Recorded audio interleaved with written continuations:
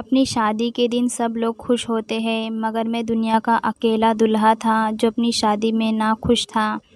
वजह मेरी अनपढ़ पत्नी रूही थी। मेरा नाम कार्तिक है और मैं बिल्कुल अपने पापा जैसे दिखता था, जबकि मेरी मम्मी पंजाबन थी। मेरी मम्मी बहुत खूबसूरत थी, मगर मम्मी जिससे मेरी शादी करवाना चाहती थी, मैंने बचपन में बस उसे एक बार ही देखा था। उस दिन के बाद से मैंने उसे कभी नहीं देखा था, मगर मैं जानता था कि वो एक बहुत पुराने ज़माने के ख़यालात की होगी, क्योंकि उसकी परवरिश मेरी तरह बड़े शहर में नहीं बल्कि एक छोटे से गांव में हुई थी। मैं ये शादी नहीं करना चाहता था क्योंकि मैं पढ़ा लिखा था और पढ़ाई करने के लिए परदेश जाना चाहता था। मगर मेरी मम्मी की एक ही ज़िद थी कि मैं अपनी मम्मी की सहेली की अनपढ़ बेटी से शादी नहीं करूँगा तब तक वो मुझे परदेश जाने की इजाज़त नहीं देगी। ना चाहते हुए भी मुझे इस रिश्ते के लिए हाँ कहना पड़ा, मगर मैंने सोच लिया था कि मैं अपनी पत्नी को 1 मिनट के लिए भी नहीं देखूंगा। स्टेज पर बैठा भी मैं अपने बारे में ही सोच रहा था कि दुल्हन के आने का शोर होने लगा। मेरे दोस्त जो मेरे पीछे खड़े थे, सब ने मेरा मजाक उड़ाते हुए कहा कि भाभी तो बहुत खूबसूरत चुनी है। मैंने चौंक कर जब सामने अपनी पत्नी की तरफ देखा तो मेरी आंखें हैरत से फैल गई, क्योंकि मेरी पत्नी ने पुराने ज़माने का लाल जोड़ा पहने, सर पर तेल लगाए, बहुत अजीब सा मेकअप किए हुए थी। मेरे तमाम दोस्त जो बड़े बड़े बिजनेसमैन और डॉक्टर इंजीनियर के बेटे थे, सब मुझ पर हंस रहे थे। मेरे दिल में अपनी पत्नी के लिए बहुत नफ़रत पैदा हो गई थी।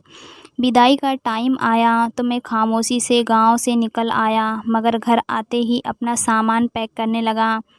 मेरी पत्नी ना जाने दिल में क्या सोच रही थी कि वो अचानक मेरे सामने आई, मगर मैंने उसकी तरफ आंख उठाकर भी नहीं देखा और कमरे से निकलने लगा। जब मेरी पत्नी ने मुझसे पूछा कहाँ जा रहे हो, मैंने अपनी पत्नी से कहा कि मैं पढ़ा लिखा होकर एक अनपढ़ गंवार के साथ ज़िंदगी नहीं गुजार सकता।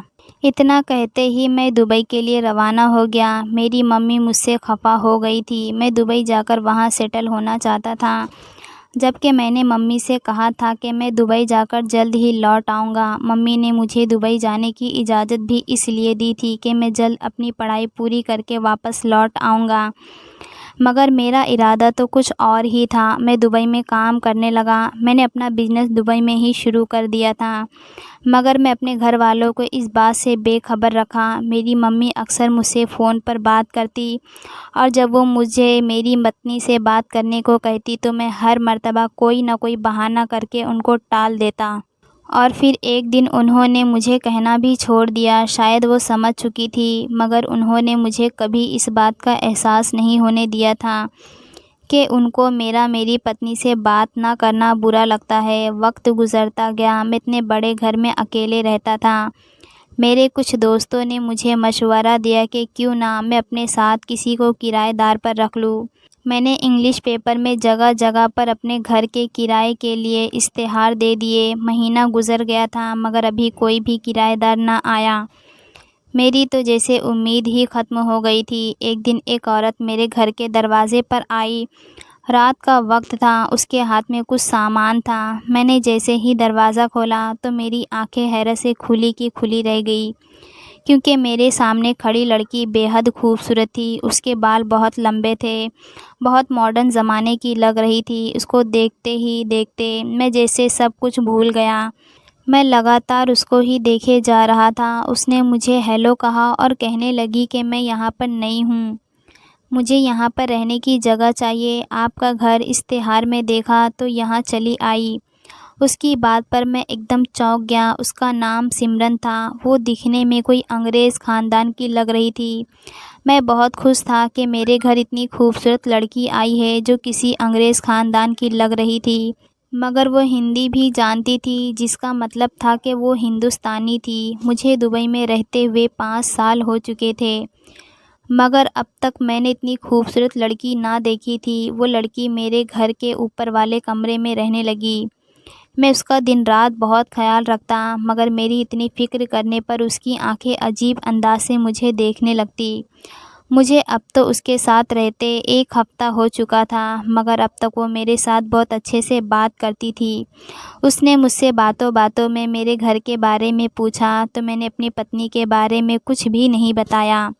सिमरन ने मुझे मेरी शादी के बारे में पूछा, क्या अब तक आपने शादी नहीं की? तो मैंने साफ इनकार कर दिया और कहा कि नहीं, मैं अब तक कुँवारा हूँ। अभी मेरी शादी नहीं हुई है, मगर अब करने का इरादा रखता हूँ। वो मेरी बात को समझते हुए हैरानी से मेरी तरफ देखने लगी और फिर मुस्कुराकर कहने लगी कि लगता है किसी से गहरी मोहब्बत हो गई है। मेरी आँखों में मोहब्बत के जुगनू देखकर वो मेरी मोहब्बत को समझ चुकी थी। मैंने भी नखरे दिखाने की जगह उसे साफ कहा कि हाँ, मैं तुमसे मोहब्बत करता हूँ और तुमसे शादी करना चाहता हूँ। मैं सिमरन से बहुत मोहब्बत करने लगा था और उसको रोज़ नए-नए तोहफ़े भी दिया करता था। कभी ढेर सारे पैसे देता। वो मेरी इतनी मोहब्बत पर हैरान रह जाती थी। मैंने जब उसे शादी का ज़िक्र किया तो वो मेरी बात पर ज़ोर-ज़ोर से हँसने लगी। उसकी हँसी को देखकर मुझे अजीब-सी घबराहट होने लगी। उसके इस हँसी में ना जाने कितने राज छुपे हुए थे। कुछ दिन गुज़रे तो मैं सिमरन की तरफ दीवाना होने लगा। एक रात जो मेरे लिए बहुत खौफ़नाक रात थी। बाहर बहुत तेज़ बारिश हो रही थी, मौसम बहुत सर्द था। मैं बहकते हुए सिमरन के कमरे में चला गया जहाँ वो सो रही थी। और फिर उस रात वो हो गया जो नहीं होना था और वो हमारी मर्ज़ी से हुआ था। मगर अगली सुबह मेरे लिए किसी क़यामत से कम ना थी। जब सिमरन अपने कमरे में अपना बैग तैयार कर रही थी, मैं अचानक उसके कमरे में गया और पूछा कि कहाँ जा रही हो? मगर उसने मेरे सवाल का जवाब ना दिया और ख़ामोशी से अपना काम करती रही। मैं उसके करीब गया और फिर से उससे सवाल किया कि कहाँ जा रही हो? तो वो कहने लगी कि मेरा तुमसे ऐसा कोई रिश्ता नहीं है जिसकी वजह से मैं तुम्हें जवाब दूँ। मैं जानता था कि वो कुछ ऐसा ही व्यवहार करेगी। उस रात जो कुछ भी हुआ था हम दोनों की मर्ज़ी से हुआ था, मगर वो औरत होने की हैसियत से ज़्यादा शर्मिंदा थी। मगर आज उसके चेहरे पर अजीब-सी खामोशी थी। उसकी खामोशी देखकर एक मर्तबा मैं खौफ़ में मुब्तला हो गया। मुझे ऐसा लगने लगा जैसे कोई राज़ फ़ाश होने वाला है। सिमरन ने मेरी एक भी बात ना सुनी और मेरे घर से हमेशा के लिए चली गई। मैं हर वक्त परेशान रहता और उदास रहता था। मुझे सिमरन के साथ रहते हुए 6 महीने हो चुके थे। मैं पहले भी घर पर बहुत कम फ़ोन करता था और पत्नी से तो बिल्कुल भी बात नहीं करता था और ख़र्चा भी नहीं भेजता था।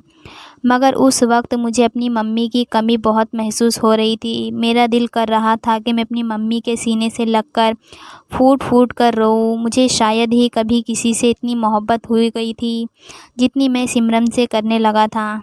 उसकी मोहब्बत में तो मैं पागल हुआ जा रहा था। सिमरन के जाने के तकरीबन 8 महीने के बाद मेरा हिंदुस्तान का वीज़ा लग गया और मैं हिंदुस्तान वापस चला गया।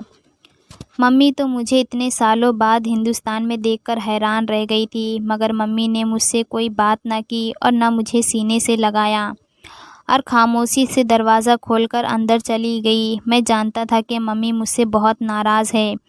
अपनी पत्नी की नफ़रत में मैं इतना अंधा हो गया था कि अपनी मम्मी को भी भूल गया था कि वो बूढ़ी औरत अकेले रहकर कैसी ज़िंदगी गुजारेगी। मगर फिर भी अपनी पत्नी पर गुस्सा आने लगा कि क्या वो मेरी मम्मी को कमाकर भी नहीं दे सकती थी। मैं मम्मी के पास गया और उनके सीने से लगने लगा था। जब मम्मी ने हाथ उठाकर मुझे अपने पास आने से रोक दिया, मुझे बहुत हैरत हुई। मम्मी ने कहा कि जब तुम्हें पिछले 6 सालों में अपनी मम्मी की और अपनी पत्नी की याद नहीं आई तो अब यहाँ क्या करने आए हो? वहीं वापस चले जाओ। मैं तो कहती हूँ कि वहाँ पर ही घर बसा लो ताकि तुम्हारा यहाँ आना ही ना हो और मैं कभी तुम्हारा चेहरा ही ना देख पाऊँ। मम्मी के मुँह से इतने कड़वे शब्द सुनकर तो मेरे रोंगटे खड़े हो गए। मम्मी ने मुझसे कहा कि तुम्हें अपनी मम्मी का नहीं तो कम से कम इस लड़की का ही ख्याल कर लेना चाहिए था, जिसको तुम एक दिन की दुल्हन बनाकर तन्हा छोड़ गए थे। अब मैं समझ गया था कि ये सब मम्मी के शब्द नहीं बल्कि मेरी पत्नी के ही शब्द थे। मैं तो उसे बहुत बेवकूफ़ समझता था, मगर मेरी पत्नी तो बहुत चालाक थी। मैंने मम्मी से पूछा कि रूही कहाँ है, तो मम्मी मेरी तरफ देखकर फीका मुस्कुराने लगी और कहने लगी कि आ गई तुम्हें रूही की याद। मैंने मम्मी की हंसी को नज़रअंदाज किया और सीधा अपने कमरे में चला गया। मैं जानता था कि रूही वहाँ ही होगी। मैं कमरे में गया तो रूही अपने बिस्तर पर लेटी हुई थी और आंखों पर हाथ रखे हुए सो रही थी। मगर उसकी हालत देखकर मैं एकदम चौंक गया। उसका आज भी वही हुलिया था, बालों पर तेल लगाए, आंखों में भर भर के सुरमा डाले। वो सांवली सी रंगत वाली आज भी बिल्कुल ना बदली थी। मुझे ऐसा लगता था जैसे मैं 6 साल पहले लौट आया हूँ, जिस दिन मेरी शादी हुई थी। मगर मैंने आओ देखा और ना ताओ और अपनी पत्नी को बाजू से पकड़े सीधा खड़ा कर दिया। मैं 6 साल बाद दुबई से लौटा तो देखा कि मेरी पत्नी प्रेग्नेंट थी। मेरी गुस्से से दिमाग की नसें फटी जा रही थी। मैंने उसका बाजू पकड़ा और मम्मी के पास ले गया और कहने लगा कि ये सब क्या है, ये बच्चा मेरा नहीं है। मेरी पत्नी बदचलन है और ये आपकी बहू मेरे पीछे क्या गुल खिलाती रही कि आपको इतना भी मालूम नहीं। मगर मम्मी के अगले कदम ने तो मेरे होश ही उड़ा दिए जब मम्मी ने मेरे चेहरे पर ज़ोरदार थप्पड़ मार दिया। मैं हैरत से मम्मी को देखता रह गया, लेकिन जान तो तब निकली जब मम्मी ने कहा कि तुम्हारी पत्नी बदचलन नहीं है। मैंने मम्मी की बात पर कोई ध्यान ना दिया और गुस्से में आकर पत्नी पर पेट्रोल डाला और आग लगा दी। तभी मम्मी चीखती हुई बोली, तेरी पत्नी बदचलन नहीं है और उसकी कोख में तेरी औलाद है। मैंने हैरानी से मम्मी की तरफ देखा। पूरे घर में मेरी पत्नी की चीखें गूंज रही थी और बस वो एक ही बात कहे जा रही थी कि मेरे बच्चे को बचा लो। मैं उसकी बात सुनकर एकदम होश में आया और जल्दी से पत्नी को अस्पताल ले गया। डॉक्टर ने हमें बताया कि मेरी पत्नी की हालत बहुत नाजुक है, उसका पूरा जिस्म जल चुका है। मैं दरिंदा इंसान नफ़रत की आग में इतना जल रहा था कि यही भूल गया कि वो एक इंसान है और किसी का कत्ल करना तो बहुत बड़ा अपराध है। मैं परेशानी की हालत में इधर से उधर चक्कर लगाता रहा, मगर दिल अजीब परेशानी से घबराया हुआ था कि कहीं अगर बच्चे को कुछ हो गया तो। डॉक्टर ने बच्चे को ऑपरेशन से निकाल लिया, पर पत्नी मर गई। पत्नी के मरने की खबर सुनते ही मेरी माँ ज़ोर ज़ोर से रोने लगी और कहने लगी कि तूने एक बेकसूर का कत्ल किया है, ईश्वर तुझे नर्क में भी कभी जगह नहीं देगा। पत्नी की मौत की खबर सुनकर मेरा पूरा जिस्म कांपने लगा। मैंने खुद को सही साबित करने के लिए मम्मी से कहा कि मैं अभी इस बच्चे का डीएनए टेस्ट करवाऊंगा और देख लेना, ये बच्चा मेरा नहीं होगा। मैं हैरान था कि मैं 6 साल से जब घर ही नहीं आया तो ये बच्चा कैसे मेरा हो सकता था। मैंने जब बच्चे का डीएनए टेस्ट करवाया तो बच्चा मेरा ही निकला। डीएनए टेस्ट रिपोर्ट में साफ शब्दों में ये लिखा था कि ये बच्चा मेरा ही है। अब तो मैं सर पकड़कर बैठ गया कि कैसे ये मुमकिन हो सकता है, और ऊपर से पत्नी के मर जाने का डर भी मेरे सर पर मंडरा रहा था, क्योंकि अस्पताल वाले बार बार एक ही बात कहे जा रहे थे कि ये पुलिस केस है, और मैं अस्पताल वालों की बात सुनकर बहुत डरा हुआ था। मैं अभी इसी सोच में गुम था कि मम्मी ने एक ऐसी चीज़ दिखाई कि मेरे होश उड़ गए। मम्मी जो ना जाने पत्नी की मौत की खबर सुनते ही कहाँ चली गई थी, अचानक मेरे सामने आई और अपना मोबाइल मेरे आगे रख दिया। मैंने पहले हैरत से मम्मी की तरफ और फिर जब मोबाइल की तरफ देखा तो मुझे ऐसा लगा जैसे मेरे पैरों तले से ज़मीन निकल गई हो, क्योंकि सामने कोई और नहीं बल्कि मेरी और सिमरन की तस्वीर थी। मम्मी की रो रो के आंखें सूज चुकी थी। मम्मी ने मुझसे कहा कि तुम्हें जवाब चाहिए ना, कि आखिर ये बच्चा तुम्हारी पत्नी की कोख में कैसे आया। मम्मी का सवाल सुनकर मुझे ऐसा लगा जैसे मेरा दिल बंद हो जाएगा। ये सब क्या हो रहा था, मैं कुछ नहीं जानता था। मम्मी के पास सिमरन की तस्वीर कहाँ से आई, मैं इस बात से बिल्कुल अनजान था। मैंने मम्मी से पूछा कि ये तस्वीर आपके पास क्या कर रही है और आपको कहाँ से मिली, तो मम्मी मुस्कुराकर कहने लगी कि अपनी बहू की तस्वीर मेरे पास नहीं होगी तो किसके पास होगी। बहू शब्द पर मैंने चौंक कर मम्मी की तरफ देखा। मम्मी ने कहा कि तुमने जो किया वो जुल्म था, और ऐसा जुल्म जो एक आम इंसान बर्दाश्त नहीं कर सकेगा। मगर मेरी बहू की हिम्मत थी, जो फिर भी तुम्हारे जिस्म का हिस्सा अपने साथ खुशी खुशी लिए फिर रही थी। तुम तो उसे एक दिन की दुल्हन बनाकर यहाँ छोड़कर तन्हा चले गए थे। तुम्हें अंदाज़ा ही नहीं था कि 5 साल उसने किस तरह गुजारे। वो पल पल जीती थी और पल पल मरती थी। वो अनपढ़ गंवार ज़रूर थी, मगर वो दिल की बहुत अच्छी थी। वो बिन माँ बाप की बेटी अपनों की मोहब्बत को तरसती थी। मैं जानती थी कि अगर वो किसी और के घर में जाएगी तो वहाँ उसे वो इज़्ज़त और वो मुकाम नहीं मिलेगा। तभी मैंने तुमसे ज़िद की कि तुम मुझसे शादी कर लो, मगर मैं नहीं जानती थी कि मेरी परवरिश इतनी बुरी होगी कि तुम इंसानियत की हैसियत से ही गिर जाओगे। आज मुझे खुद पर बहुत अफ़सोस हो रहा है कि मैंने तुम जैसी औलाद को पैदा किया। मैं आंखें फाड़े मम्मी की बातें सुन रहा था, मगर मम्मी ने जो कुछ मुझे बताया उसके बाद तो मेरे जीने की वजह ही ख़त्म हो गई थी। जब मम्मी ने कहा कि 5 साल तुम्हारी पत्नी यहाँ पर रहने के बाद बिल्कुल ख़त्म हो चुकी थी, तुमने तो कभी मुड़कर नहीं देखा कि मेरी मम्मी और पत्नी किस हाल में है। तुम्हारे पापा का दिया हुआ ज़ेवर जो बरसों से मैंने संभाल कर रखा था, आखिरी वक्त में वही हमारे काम आया। रूही हर वक्त बस एक ही बात कहती कि आखिर मेरा कसूर क्या है। क्या ये मेरा कसूर है कि मैं बगैर माँ बाप की पली बड़ी और चाचा चाची के पास रही, जिन्होंने मुझे पढ़ाने की कोशिश तक ना की। मम्मी की आंखों से आंसू बह रहे थे, मगर मुझे अभी बहुत कुछ बर्दाश्त करना था। अभी मम्मी मुझे कुछ और कहती कि इससे पहले ही डॉक्टर ने मेरी पत्नी की लाश हमारे सामने लाकर रख दी, जो पूरी तरह जल चुकी थी, उसका चेहरा झुलस चुका था। तभी हम उसे अस्पताल से घर ले गए, मगर घर में तो जैसे कोहराम मच गया था। रूही की चाची गांव से आ चुकी थी और बस एक ही बात कहे जा रही थी कि मेरी बेटी ने सारी उम्र अपनी बेटी होने का ही कर्ज चुकाया है। पत्नी की लाश में से बदबू आने लगी थी, तभी जल्द से जल्द उसका अंतिम संस्कार करना था, मगर मम्मी ने मुझे अपनी पत्नी का अंतिम संस्कार करने नहीं दिया और कहने लगी कि तुम कातिल हो, तुम अपनी पत्नी का अंतिम संस्कार नहीं कर सकते। अंतिम संस्कार के बाद सब लोग अपने अपने घर चले गए। पूरा घर बिल्कुल खाली था कि अचानक मेरे बच्चे की रोने की आवाज़ें मेरे कानों में सुनाई देने लगी। मैं जल्दी से अपने कमरे से उठा और बच्चे की आवाज़ की तरफ बढ़ा, जो मम्मी के कमरे से आ रही थी। मैंने बगैर देर किए मम्मी का दरवाज़ा खोला और कमरे में दाखिल हो गया और देखा तो मम्मी बच्चे को सुलाने की कोशिश कर रही थी। मैंने जैसे ही बच्चे को पकड़ने के लिए हाथ आगे बढ़ाया तो मम्मी ने मेरा हाथ रोक दिया और कहने लगी कि ये बच्चा तो तुम्हारा था ही नहीं। तुमने तो कभी अपनी पत्नी की तरफ नज़रें उठाकर भी नहीं देखा था। पसंद तो तुम्हें सिमरन थी, रूही नहीं, और शादी भी तुम सिमरन से ही करना चाहते थे, रूही से नहीं। और एक रात का गुनाह भी तुमने सिमरन के साथ किया था। रूही के साथ तो कोई रिश्ता तुम बनाना ही नहीं चाहते थे। फिर तुम कैसे कह सकते हो कि ये बच्चा तुम्हारा है। अब तो मैं बिल्कुल थक चुका था।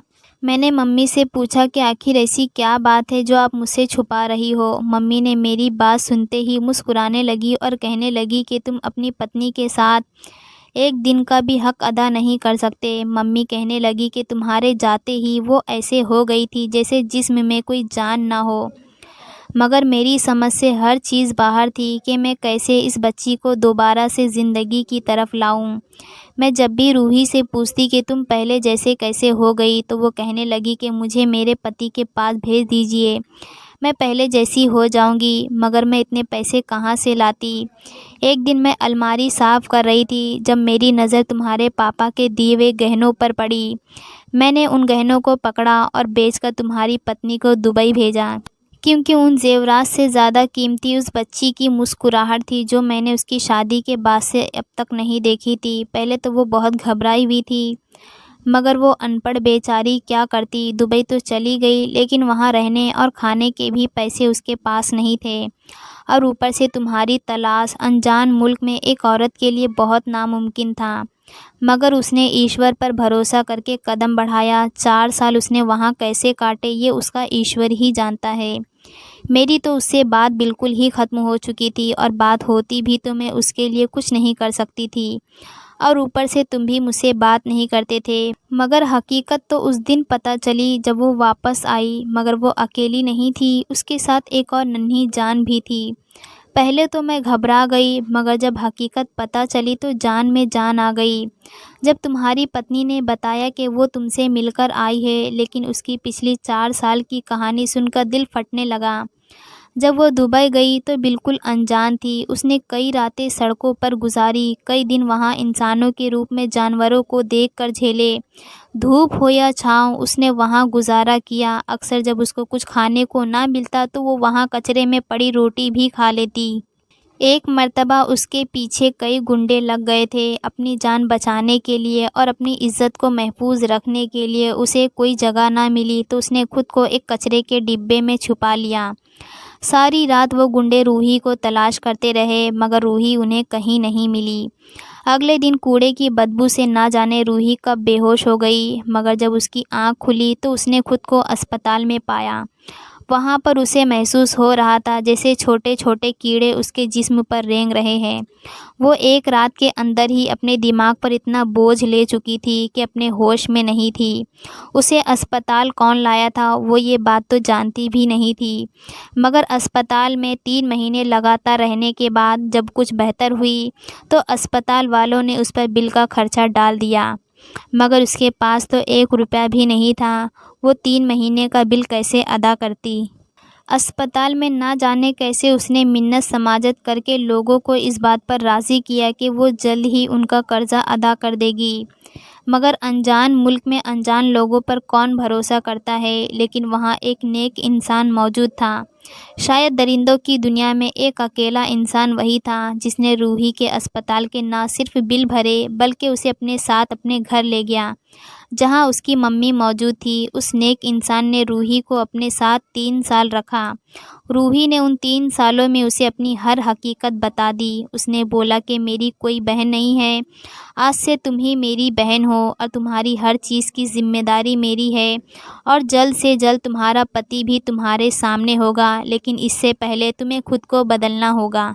रूही ने वही किया जो उसके मुंह भोले भाई ने कहा था। रूही ने खुद को बदल लिया था। रूही का मुंह भोला भाई आदिल, जिसने रूही को ना सिर्फ पढ़ना लिखना सिखाया बल्कि उसे इस काबिल बनाया कि वो किसी भी मर्द की आइडियल बन सकती थी। ऐसा नहीं था कि रूही खूबसूरत नहीं थी, बस उसे तराशने की ज़रूरत थी। और फिर आदिल ने रूही को तुम्हारे घर का पता दिया। ये 4 साल रूही ने बहुत मेहनत की। इतना आसान नहीं था खुद को बिल्कुल बदल लेना। उसने सिर्फ तुम्हारी खातिर खुद को बदल लिया था, मगर अपने दिल में तुम्हारे लिए एक रत्ती बराबर भी बोझ ना रखा और ना ही कोई नफ़रत का ज़र्रा मौजूद था। वो तो खुशी से तुम्हारे पास गई थी, मगर तुम तो बेवफा निकले। तुम्हें अपनी पत्नी की भी परवाह नहीं थी, तुम्हें परवाह थी तो बस सिमरन की। ये तो अक्लमंदी आदिल की थी जिसने रूही को अपना असली नाम किसी को भी बताने से मना किया था। वो उस दिन नहीं मरी थी जिस दिन तुम उसे यहाँ तन्हा एक रात की दुल्हन बनाकर छोड़ गए थे। असल मौत तो उसकी उस वक्त हुई जब तुमने उसे सिमरन समझकर ना सिर्फ उससे मोहब्बत का इजहार किया बल्कि उससे शादी की भी ख्वाहिश जाहिर की। और फिर जब बस ना चला तो तुमने एक अपराध कर लिया जो तुम्हारे लिए तो वो अपराध था, मगर रूही के लिए उसकी पूरी ज़िंदगी थी। जब वो वापस आई तो 1 महीने बाद ही वो प्रेग्नेंट हो गई। परेशानी से मेरी जान निकल रही थी, मगर उसने मुझे तसल्ली दी कि ये आपकी ही नस्ल है, और फिर उसने मुझे सारी हकीकत बता दी। मैं तो रूही के सामने नज़रें उठाने के काबिल भी नहीं थी। मैं उससे इतनी शर्मिंदा थी कि मैंने उसके आगे हाथ जोड़ लिए, मगर वो इतने बड़े दिल की औरत थी कि उसने इतना सब कुछ बर्दाश्त करने के बाद भी मुझसे कहने लगी कि गलती आपकी नहीं है, कसूर मेरा है। मुझे ऐसे आदमी से शादी नहीं करनी चाहिए जो मेरे अलावा किसी और को पसंद करता हो। मैं मम्मी की बात गौर से सुन रहा था। मुझे मालूम ही नहीं हुआ कि कब मेरे आंसू मेरी आंखों से बहने लगे। मुझे इतने बड़े कमरे में भी घुटन महसूस हो रही थी, जैसे अभी मेरा सांस बंद हो जाएगा, मगर मुझे अभी जीना था। जो अपराध मैंने किए थे उसकी सज़ा भी तो भुगतनी थी, जो गलतियां मुझसे हुई थी उसकी सज़ा भी तो काटनी थी। अचानक से घर का दरवाज़ा खटखटाने की आवाज़ आई। इतनी रात को घर कौन आया था कोई नहीं जानता था। मैंने मम्मी से कहा कि मैं दरवाज़ा खुद खोलता हूँ। मैंने जैसे ही दरवाज़ा खोला तो सामने एक बहुत खूबसूरत हसीन जवान लड़का खड़ा था, मगर मैं उसे नहीं जानता था। इससे पहले मैं उससे जान पहचान बढ़ा था। मेरी मम्मी पीछे से आई और उसका माथा चूमने लगी, मगर जान तो उस वक्त निकली जब मम्मी ने कहा कि आदिल आओ, इस वक्त आए हो, सब खैरियत तो है। मगर आदिल ने कहा कि मैं अपनी बहन से मिलने आया हूँ। मेरा दिल बहुत घबरा रहा था। जब से वो ससुराल आई है तब से बिल्कुल खामोश रहने लगी है। आखिर कहाँ है मेरी बहन। मेरी मम्मी ने मेरी तरफ एक नज़र देखा तो मेरे जिस्म में कपकपाहट होने लगी। मेरा पूरा जिस्म कांपने लगा। मम्मी ने आदिल को सब हकीकत बता दी। आदिल ने मुझे मारना पीटना शुरू कर दिया और फिर मुझे पुलिस के हवाले कर दिया, जहां मुझे उम्र कैद की सज़ा हो गई। मेरे लिए तो सज़ाए मौत भी कम थी, मगर मेरे पीछे मेरी बूढ़ी माँ और मेरे बच्चे की देखभाल कोई नहीं उठा सकता था। तभी जज ने मुझे उम्र कैद की सज़ा सुना दी। मेरे बाद आदिल ने ही मेरा घर, मेरे बच्चे और मेरी माँ को संभाला। मैंने जो अपनी पत्नी के साथ किया, उसके बाद मैं जीना ही भूल गया था। मैं हर वक्त रोता रहता और अपने गुनाहों की माफ़ी मांगता, मगर किसी का कत्ल करना माफ़ी के काबिल नहीं था। मैं जानता हूँ कि मेरी सारी ज़िंदगी जेल में ही कट जाएगी, मगर एक हसरत जो हमेशा मेरे दिल में ही दबी रह जाएगी, वो ये थी कि मैं दुनिया का सबसे नाकारा बाप, नाकारा पति, नाकारा बेटा साबित हुआ। मैं अपनी पत्नी से माफ़ी मांगना चाहता था, मगर अब पछताने का क्या फ़ायदा जब चिड़िया चुग गई खेत। मुझे तो इतनी भी इजाज़त नहीं थी कि मैं रूही के कब्र के पास जाकर उससे माफ़ी मांगता। इंसान ऐसे ही ज़िंदा लोगों की कदर नहीं करता और मरने के बाद अपने गुनाहों को याद करके रोता रहता है। मेरे नसीब में भी उम्र भर के लिए रोना लिख दिया गया था। मेरी पत्नी ने मेरी खातिर खुद को बिल्कुल बदल लिया था, मगर मैं एक बेवफ़ा इंसान साबित हुआ और फिर बेवफ़ाई भी ऐसे की जिसके बाद इंसान एक ज़िंदा लाश बन जाए। मैं इतना पत्थर दिल कब बना, मुझे अंदाज़ा ही नहीं हुआ कि एक नाजुक जान को मैंने कैसे जला दिया। उस वक्त मैं घमंडी था, ज़िद में था कि मेरी पत्नी एक अनपढ़ गँवार है। काश मैं उस वक्त अपनी पत्नी के दिल को जान पाता तो खुद को सबसे ज़्यादा खुशनसीब आदमी समझता। दोस्तों, अगर आपको आज की हमारी ये कहानी पसंद आई तो इसे लाइक कीजिए और अपने प्यारे दोस्तों के साथ शेयर कीजिए। और हाँ, अगर अभी तक आपने हमारे चैनल को सब्सक्राइब नहीं किया तो ज़रूर सब्सक्राइब कीजिए।